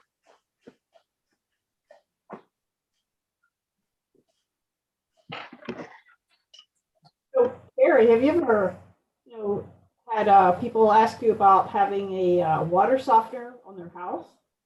Mm-hmm. Sometimes the fish don't respond very well to that softened water. Well, most of the water softeners are charged with salt. Right. And, if you're charging it with sodium chloride, not really that big of an issue. I mean, but if you're using like something with sodium chloride, potassium, magnesium, those things will affect, the breeding, the fry. I mean, just enough, too much potassium in your tap water, the fry will hatch, just fall off the cone and die. Too much dechlorinator would do the same thing. But yeah, softeners there's a lot to discuss when you're talking to someone who has a problem with a softener, figuring it out, exactly how they're going about it and how they're filtering it. And, there's been people that I've stopped using the water softener, just use that tap water and mix in the RO, and now your problem's solved. It's the easiest way to go. I had somebody ask me about that yesterday. Yeah. And but the fish actually quit laying. Mm-hmm. So I think it may be something to do with the water softener. He didn't have a water softener before, and the fish would lay. And then he got the water softener. Now they won't even lay eggs. So he's going to bypass it and use the tap water with the RO mix. Yes. Instead of using the water softener. Yeah, you got to experiment. You gotta tweak things every now and then. You gotta, again, every pair is different as well. So one pair might need this, the other pair might need that. You're gonna find a fluctuation between that as well. So I mean, don't get deterred. Just the only thing you can do is just keep trying, try to do and change and see what works best. I hope so, Roy. I really hope it helps. Roy said you guys are doing great. I think it'll really help a lot of newcomers. Awesome. And that's what we're trying to do. We're trying to help the people that really need it. Right. Yeah, and I really, really want to get into discussing that buying online thing. I think I could help a lot of people on getting better fish, getting better quality, getting just better service all out, getting what they paid for. They need to start with good sources, and usually the good sources are going to send them the nice fish. Yep. But they still need to know what they're looking for and Exactly. what they don't want, that sort of thing. Carrie, real quick, what do you use to wipe down the inside of your breeder tanks? Magic eraser. Mr. Clean Magic Eraser. It's the best. May it last forever. Use a paper towel. Yeah, paper towel works good too. Okay, this is what we use. When my cat steals the magic eraser and pats it down the basement under the bed. We use quilt batting to wipe ours down. Yeah. Same thing that we put in the filters. Yeah, that's good too. Okay. You got pink or blue? Or all white? It's white. No, mine's pink and white. It's got like a little rough side to it. Okay, we may have a question. Let's see. And Pa, first time checking it out. Welcome. Thank you. Colin McCallum says, welcome from Alberta, Canada. I currently have Discus. I have learned a lot from you guys so far. Awesome. And these are actually on the Facebook. So anybody else that's on the Facebook, I am getting the notifications on the comments. So if you guys want to ask a question, go ahead. Yeah, and I'll go back over it after we do this and try to, anyone that got missed or skipped, we'll try to, fill you in if we missed you. Sorry. Okay, Dave Mathis said he just wanted to say that he used the advice from the last stream on his pairs that had stopped breeding. He moved to cone like Carrie suggested. Now they are laying eggs today. Yeah. Yeah. Sometimes you just need to switch them up. I've when I first started this and set up my breeding tanks, I put all my 29 gallons side to side the long ways where I could just slip a piece of paper in them. Because some pairs, they want to see other pairs. It made them more aggressive. It made the male want to be more proud and stand out. At the same time, it even helped with egg eaters, where you kept the male busy fighting off the fish in the other side of the tank. And he didn't want to eat the eggs because he felt more threatened by the other fish, where others needed the piece of paper slid on both sides of the tank. They didn't like other fish around or anyone bother them. They would eat the eggs real quick. So every pair is different. So definitely always play with things and tweak things. You'll learn so much just by doing that. You'll learn the attitude of your fish, and you'll figure it out by just doing that kind of stuff. Sometimes switching out the cone makes a difference. What's that, Pat? Switching out the cone for a different one. Oh Yeah. yeah, exactly. Yeah. I mean, I had my Royal and his Red Lady in a breeding tank with a plain colored cone. Mm-hmm. I like it. So I gave it a really easy one, which was dark with all the color in it. They were laying the next day. So Nice. Oh yeah, it works. It works. It does. No one likes the same old thing over and over again. Need a little change every now and then. But yeah, I mean, that's what you have to do when you have stubborn pairs. You just gotta, mess with them a little bit.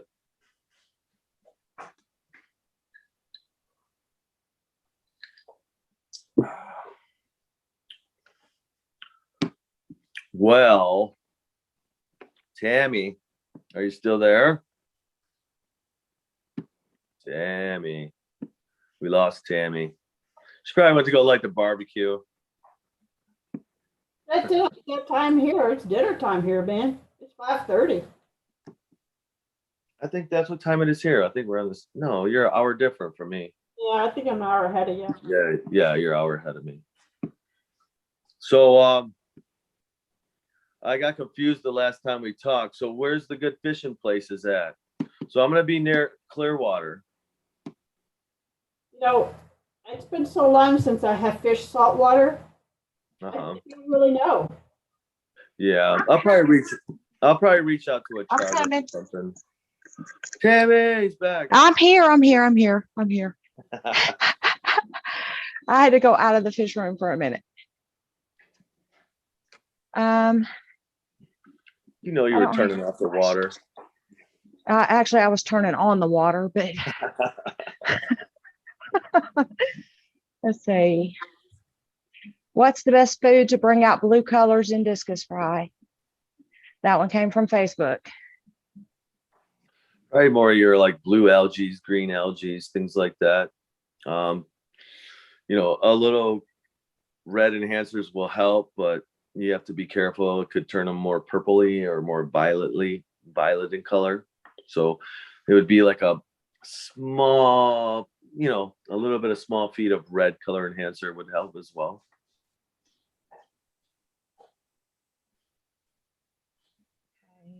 I would actually use spirulina. Yeah, spirulina would great for blue. Yeah. And it does good for red too, but it's also good for the blue. Yes. I think there's a blue spirulina also. Yeah, blue algae spirulina. Yep. Yep.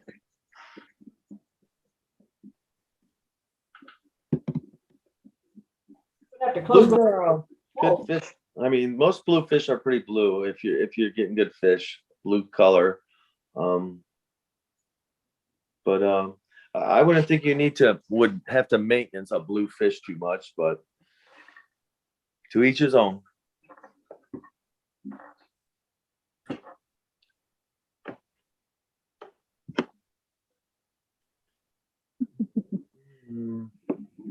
She's teasing her fish. I'm teasing my fish. They're fighting. These two.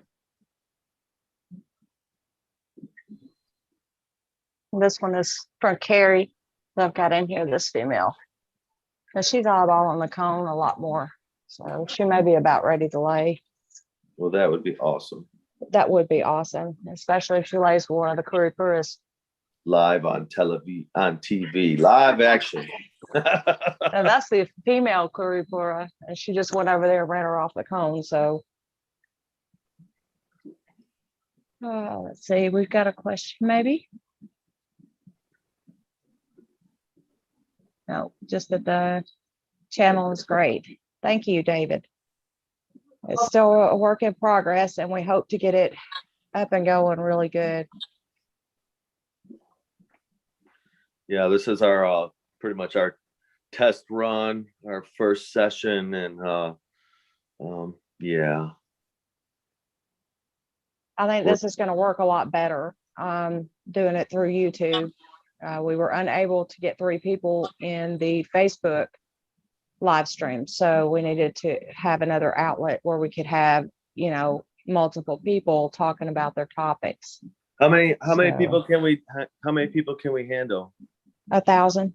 Oh yeah, so dude, we could bring on other guests and other people, and that's Yes. awesome. So yeah, this is only going to get better, guys. It's going to be hot.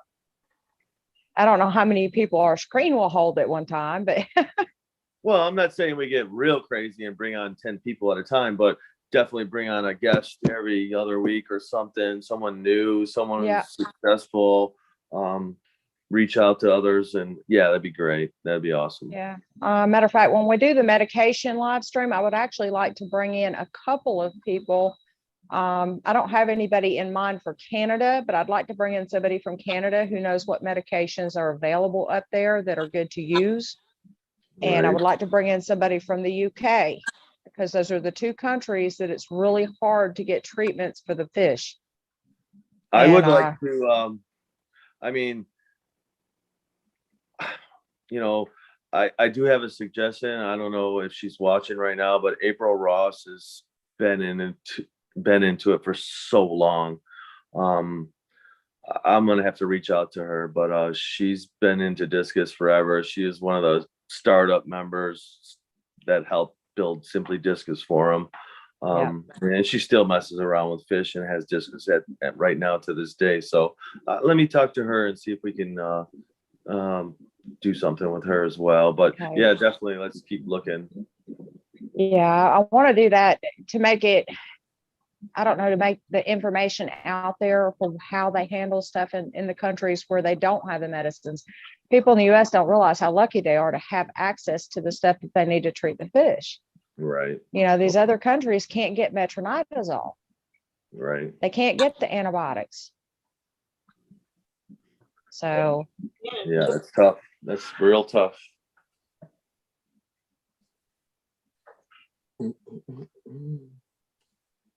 now we've still got viewers. Let me check the Facebook to see if there's more questions, because I see 2 up there. 2 notification doesn't mean there's questions, but I'm trying to keep an eye on the notifications in case there are questions. You're fine, Colin. I'm checking the Facebook periodically. Anybody that has questions, they want to post it on Facebook, go ahead. As I am watching my Facebook, that's the reason I keep going off screen. I'm just switching back and forth from Facebook to YouTube.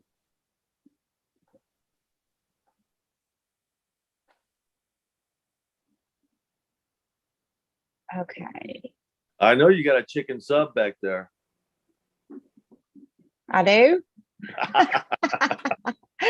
Actually, I've got ribs on the grill right now. So I told you, Pat, you like the grill. Joe Blunt said recently fed Evo Pro soft muscle to the new fish. They devoured it. Sweet. Now they're full of lead. No, I'm kidding. Muscle. A lot of people love feeding mussel. Yeah, I just think you got to be careful about it. Yep. There was that mussel paste that went around for a while. I was feeding it to my angels, and he would just take us like a fingerful and just smash it on the glass. It was muscle paste. I forgot who the company was, but it was all right. Um, I used it for a while. It was kind of hard to use, hard to feed. You had to go through a lot. But I kind of just forgot about it after a while. I never fed fresh mussel or anything to my fish, so I really can't really say much about it. I've heard good things, I've heard bad things. So What I understand about mussels, because they're filter feeders, right, bottom feeders. polymetals, and they store it in their tissues. Yep, That's why you have to feed mussels lightly. right. That's what I heard too. So anyway, Okay. Martin Sierra said he started feeding live blackworms from I have Eastern no clue. Aquatics. Probably. Yeah, Eastern Aquatics. Right. Yeah. If you're gonna feed them, try to feed lightly once a day, and don't feed heavily with high temperatures. I highly don't recommend that at all. They will overeat, bloat, suffocate, and die. You need to be careful with the worms. Also, you need to make sure they're clean. It's not so much a parasite issue, more so a bacteria issue with them. If you're grabbing them with your hands and feeding your fish and they're leaving a slimy residue on your fingers, they're not clean. So depending what you're asking, I'm not sure. We can go over it more. You can message me or you can write another question. But yeah, try to feed them only once a day. Don't spoil them and feed it as your main source. If you start feeding them twice, 3 times a day, they're not going to eat any other food. They're very high in protein, great for growing out fish. But if you're planning on breeding and doing other things with your fish, as far as color, that's not going to do anything for you. Okay. He says, do you recommend sanitizing them? Yes, highly. The way I do it is I use my waste RO water, totally just constantly cleaning them out, flushing them out. They're on a constant, drip, like not even a drip. It's probably, 10 gallons every 2 hours where I'm constantly flowing water. And this is when they first come in. Once I get them nice and clean, they're not slimy no more and everything, the leeches are all dead. Then it's kind of just a water change every day. But I'm doing like 10 pounds at a time. So I have to do a different method where you're probably only buying like a quarter pound, maybe a half pound. You're going to keep them in the fridge. You're not going to feed them. You don't want to do any of that stuff. You want to water change them every day. And if you want to go the extra mile, you can double water change them. And if you want to even go a little more and be a little safe, you could add a little methylene blue to the water. That's going to help with bacteria if you're feeling a little slime on them.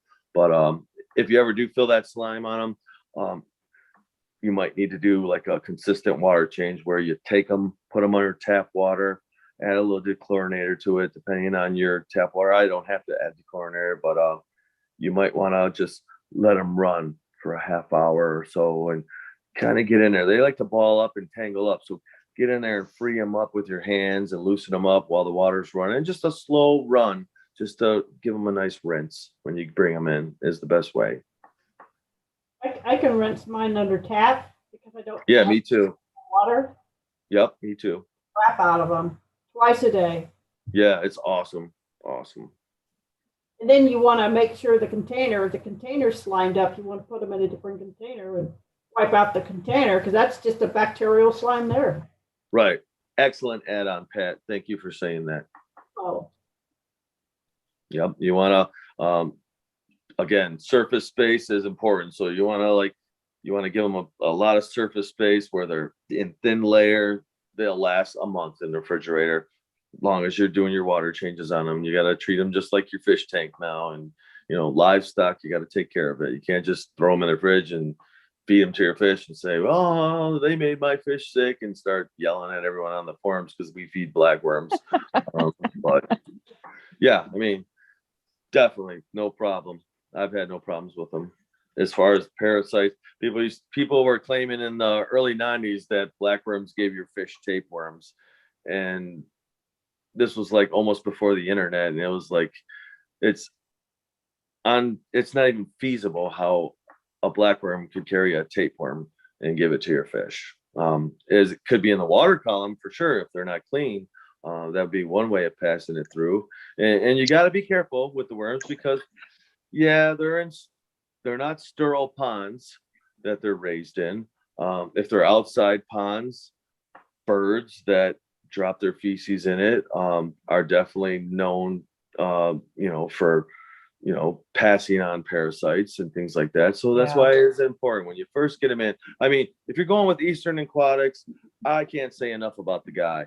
I mean, I've never got cleaner worms ever, but from Craig at Eastern Aquatics. These are beautiful worms. So he does a good job with them from the start. And I never really trust anyone. I want to do things myself. Not saying Craig's bad or anything, but just for my sense, my security, I go the extra mile and make sure they're clean again. But a lot of people that are like, wow, they're so clean, I don't even clean them, I just start using them. So yeah. Okay. Take He it for says, what it's worth. should he only feed once a day to the fry? Oh no. I mean, fry need a lot of protein. You're gonna get a lot of protein out of these worms. I would, depending on your schedule and how busy you are, I'm like feeding it like every 3 hours. But at the same time, I'm mixing in other foods because worms can be very expensive. And once they start getting bigger, they're going to go through some worms. So you want to get them on like some flakes and some other foods. When they're very tiny, yeah, you can feed it a lot, but it's going to start to get expensive. Yeah. Dave Mathis asked a question, and we're all going to want to answer this one. Can you feed straight beef heart without mixing it? I don't recommend it because that is a very high protein content and it will make them constipated. They need to have some greenery, some roughage in it to help them be able to digest it and pass it, is my opinion on that. Pat, you can go next. I don't feed enough beef heart to have an opinion. How's that? And I don't feed beef heart at all. I'm just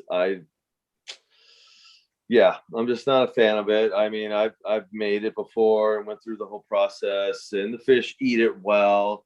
I'm not gonna bang it because maybe my mix wasn't the best, where it made my water quality bad. But I just beef heart will make it bad. I couldn't do it with the fry in my work schedule. I couldn't do it. I had to find something else. I like to have a balanced mix in it. My husband makes it. We put vitamins in it. We put carrots in it. We put peas in it. Shrimp. I mean, it's got to be balanced. Every food has to be balanced. I'm sorry. Yeah, that was the main question. I definitely wouldn't just feed it by itself. Never. If I had to start feeding beef heart again, I would never use it just by itself. I mean, you can mix beef heart with anything. Include beef heart and just make a seafood dish. Yeah. Oh yeah. So okay, George. I'm going to wait for you to finish that question. He started out with, I bought 2 discus that turned out to be a breeding pair, but he didn't finish his question. That is awesome. Bonus. Thank you, Matthew. Matthew said, you guys are doing great. Glad someone stepped up to do this. Thanks, man. It's about time somebody did this. Thanks, man. Time. Now, I'm going to admit that you guys outrank me, but I'm honored to be up here with you guys. Stop it, Pat. That's so yeah, true. For real. That is so not true. Not true. No. That's not true, Pat. Honestly, I would rather have stayed in the background where I was at. I was happy there, but it was time that somebody had to do it. And I'm just glad I dragged Carrie into it. Yeah. Carrie's lazy. That's why Carrie's not in the discus business. Not that I'm lazy. I'm not a fan of patting myself on the back. I'm not a fan of lying to people. I'm not a fan of selling my potatoes that I imported because I got stuck with them and now I'm going to stick someone else with them. I just have ethics and I couldn't do it. So that's why I just breed, because I can control what I send out now. I don't have Right. to rely on what someone sold me and have to resell it. So, a lot of people will talk shit to me and say, oh, yeah, well, but that's the true story. And that's where I'm at right now. Right. And that's part of the we're doing this. We're not out there trying to sell our product. We're out here trying to teach people what they need to know. A lot of the other channels, they want to sell their product. They want to get their names out there. We're not about that. We're here to help people. Exactly. And, and if it's a good product and, we've tried it and it definitely will give kudos to everyone who has good things. There are some promising products out there. I don't want to get into all of them right now, the newer stuff, medications, things like that. But, definitely as we continue to grow and as we continue to go on, we will try to cover everything. Yeah. Okay. The rest of the question from George. They had fry and they are in a different tank from the parents. Now the male doesn't seem interested. Female is cleaning the comb, but the male doesn't seem to want to do anything. What can I do? So he's saying that he had fry before and then he moved the pair to a different tank. Or remove the fry, one or the other. My opinion, Okay. the male will do his job when the female lays the eggs, but I'll ask Carrie to answer that one. No, I would agree with Tammy and what she said. For the most part, yes. Usually a good male will just say whatever, and I'm gonna do what I gotta do. But then again, with certain pairs, sometimes just removing the fry causes so much stress that they might shut down for a week or two, maybe even longer. Especially if you did move them. I'm not saying you did, not sure if you did, but if you move them to a different tank or a different area or change something, just that alone will, stall them for a little while. You just gotta let them get comfortable again. Yeah. But I think when the female lays the eggs, I think the male will do his business. So, any recommendation on enriching food like pro growth and pro more? I don't have any objection to any type of mineral vitamins being added to their food. I don't have any particular recommendation on it though. Yeah. Andrew is a good friend and I admire him and he's been through a lot and has done a lot and seen a lot. So yeah, exactly what Tammy said, what she said. I am feeding Pro More right now to my breeder couples, and they do seem to be more energetic, I guess. But I haven't had any big batches, and it's only been a few days since we started feeding it. So, Right. So, and here we go again with a product that is good, but you also need the right conditions. You can't just say, oh, I'm going to use Andrew's product and put my fish in 500 micro Siemens at 10 GH and say, God dang it, Andrew, this stuff don't work. You're selling me bullshit. So this is where a lot of problems come into play. So as long as you're doing everything right, how you're supposed to do it, minerals, trace elements, vitamins, these are all good things. Things like calcium. Fish get calcium from eating other fish, but unfortunately, we're not doing that. So we have to use byproducts. So things like calcium are hard to digest. But so adding these things are, not saying they're bad, not saying they're good. That's why the varied diet comes into play, where you're feeding them multiple amounts of different foods, adding amino acids, trace elements, minerals, vitamins. Again, like if you're just feeding straight black worms, you're not going to get all that. You're just feeding straight flakes, you're not going to get all that. However, I've seen people do this and grow great big fish and it's be successful. So it's really hard to say, but I don't use any of those products. I kind of just rely on a balanced diet of dry foods, live foods, and frozen foods. Okay, that goes into the question that was asked by Colin McCallum. What's a good number of different foods? I'm a big fan. Definitely get a nice frozen food. Get a nice dry flake food, a pellet. I like to use primary flake. I like to use frozen bloodworms, and of course, I use live. But of course, live is not feasible for everybody, and a lot of people may not like them. And then, of course, with bloodworms, some people are allergic to them, so there are many issues regarding that. But there are so many foods out there that Discus love to eat. So there shouldn't be a problem with you finding a good flake, a good dry pellet, even using a small amounts of the beef heart when you can. You don't have to feed it 3 times a day, but once every other day, and change it up. Discus will devour, if they're healthy, they will eat mostly any food that is being sold in the Discus market. There are some foods that are trying to be sold that Discus don't really take to, but for the most part, they will eat most of the foods. It's just a matter of you being, you working the fish and not making the fish work for you.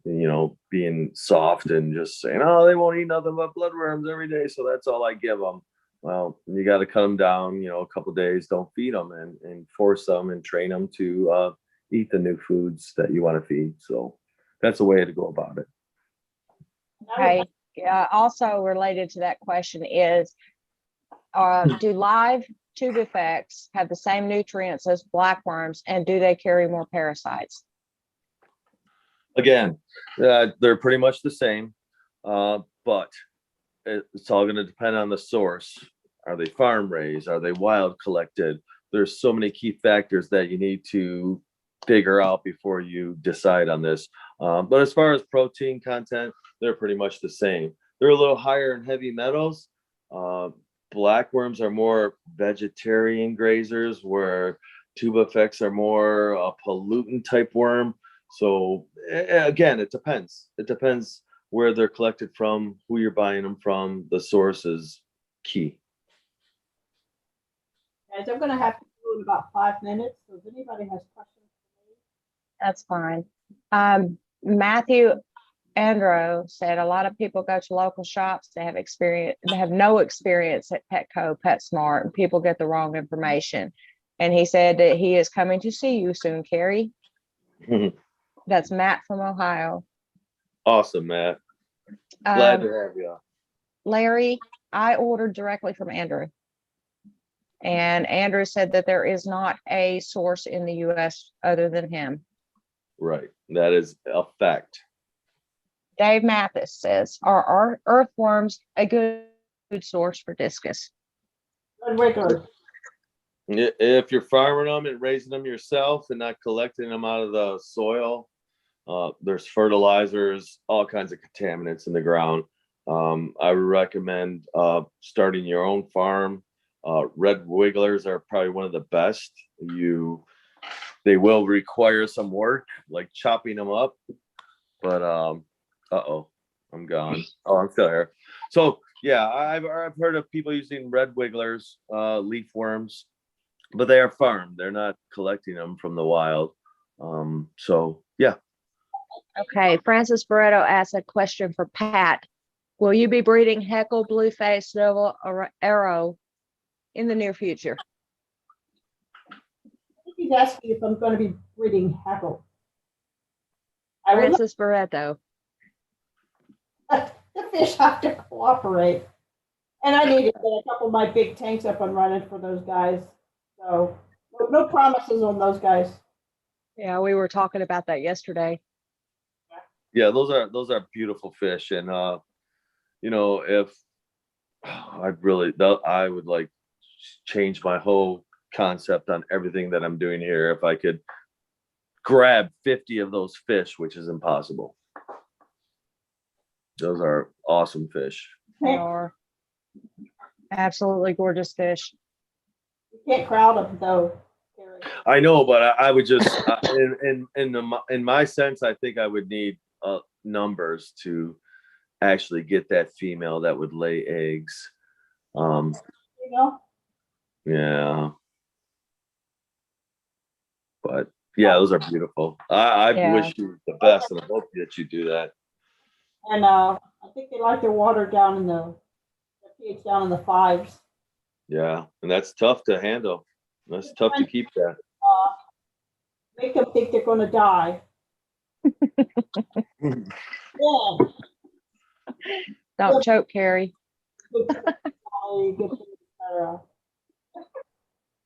I think. Do you still have the same ones at the show that you bought? I've got a couple of those left. Do you? Because we're getting older now. Yeah. So got about 6 of them. That's awesome. Yeah, if I could get my hands on a bunch of them, a nice group of 20. Yeah. Slipham's got some nice medium heckles right now. They look pretty good. Yeah. And for me, I always like to start with young wilds. Yes. More apt to breed for you. Right. So Makes perfect sense. Okay, Bob, what do you look for when choosing what fish to purchase? What was that, Tammy?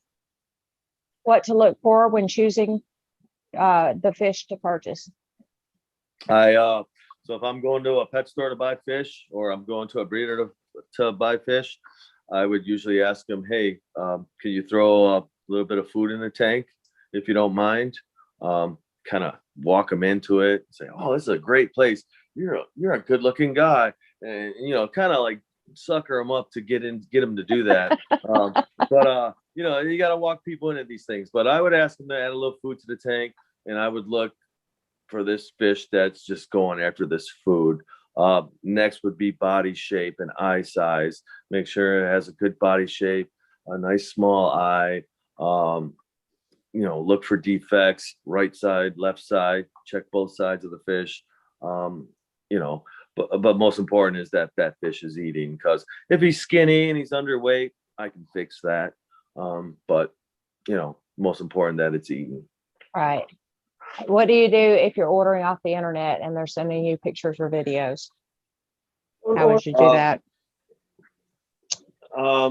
Yeah, it's kind of hard to be, really get down on guys that are like real busy, like Watley and, some of the big chains. But for the most part, if they want to make the sale, don't be ashamed to say, hey, can I get, a picture of the group, the tank you're going to pick my fish from?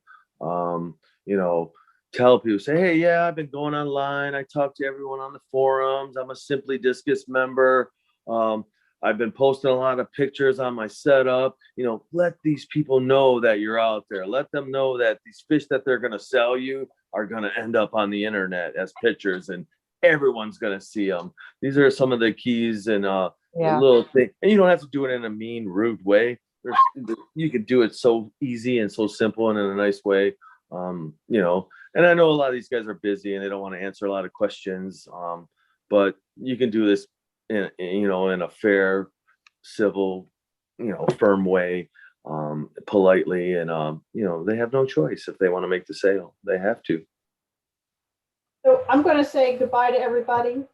This was fun, and I hope we do this again. All right, absolutely, Pat. Thank you so much. Thank you. Everybody, feel free. Where are you going? I know where you're going. I'm going to have dinner with my hubby. That's where I'm going. You're going to do a water change. It was right before this. Awesome. Take care, Pat. Thank you so much for joining us. Bye, Thanks, Pat. Whatever you guys need, okay? Take care. Okay, bye for now. Bye-bye. All right, guys. Anybody got questions before we sign off? And I'm going to check the Facebook again while I'm doing that. Uh-oh. I hear a puppy. Yeah, they're outside the fish room. They're wanting to come in. Tammy, your fish are barking. Yeah. Like, sorry, Andrew, that must be the pro more.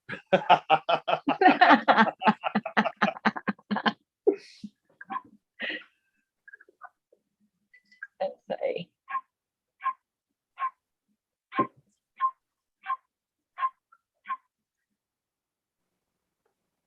How big should discus fry be at 6 weeks? About an inch and a half? 6 weeks? Yeah, about an inch and a Yeah, half or so. yeah, roughly dime to nickel size. Yeah.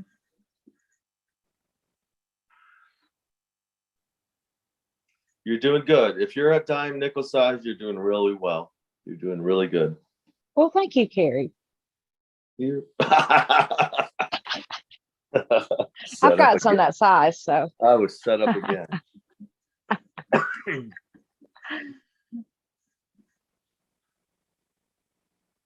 Anybody else? Anybody? I have to give it a minute because we're behind. Well, like we said, definitely we'll go back over everything. And if someone got missed, I will definitely try to reach out, answer anything that that didn't get answered today.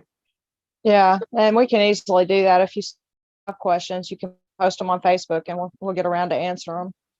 Right.